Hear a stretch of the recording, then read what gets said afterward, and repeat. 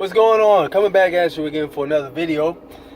Today I wanted to be talking about the fire over there in Europe that tore down that cathedral, that giant Catholic church. First thing, if you could hit that subscribe button, I greatly appreciate that. So basically, if you've heard the news, I know I'm like a day late, but there was the main cathedral over there, the Catholic cathedral, what have you, over there in Europe. It had burned down. I think it was they didn't say if it was electrical or if it was like an accident or something like that. It wasn't declared yet from what my news sources I have read has said. Basically, I have read one source, which I don't know how true it is, because a lot of times when I read these sources, you got to question them because they'll put out so much stuff that isn't true. You got to really be careful what you buy into. But anyway, the one I had read that basically said that there was a car out front or a truck out front with empty gasoline bottles. So I'm not sure if that's true or not, but I think it's mighty suspect that a building that old just caught fire. And, you know, that thing was made almost completely out of stone. So I'm wondering if even that stone that it was made out of had capabilities of catching fire. That is very interesting for something like that to have happened. So with that said, I mean, I've been pretty much just listening to what people are talking about with this whole entire situation. The building was 900 plus years old and it ended up catching fire for whatever reason.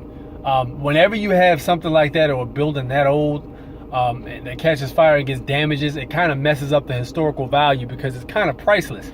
Like when you have a landmark like that, I mean, it's one of those things where you want to kind of try to keep it as original to how it was as you can, without like changing or like building anything additional to it. Like, of course, replace things here and there as you can, but to keep the original form is the main objective or goal.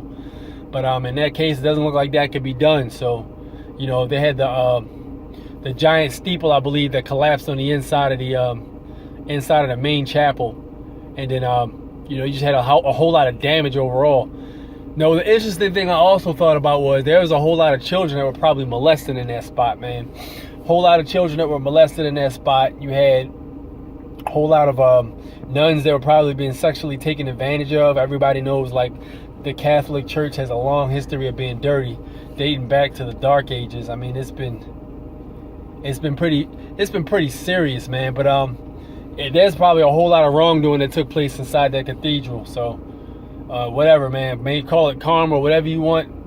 You know, it took that long for it to catch up, but I guess it always comes around somehow. But I mean, what do you guys think about that whole entire scenario, man? I saw the news yesterday when the fire first started. It was daytime and it burned and burned and burned and burned all the way into the night.